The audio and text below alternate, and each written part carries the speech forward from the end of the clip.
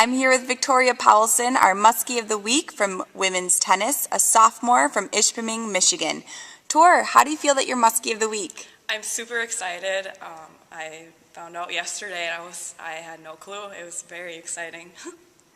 You're also the first Muskie ever to receive NAC's Weekly's Women's Tennis Honor as well. How do you feel? When I found out about that last night as well, and I was extremely honored. I had no idea, and I actually found out on Twitter, and I was so excited and honored. I never thought I would be the NAC's Tennis Athlete of the Week. And last week you finished 4-0 in both singles and doubles. What's your mindset going into this week? Basically the same as last week. We don't have as many meets this week as we did last week, but just keep being patient and just taking my time and just taking care of business like usual. And our Muskie fan question of the week is, what is your favorite pump-up song?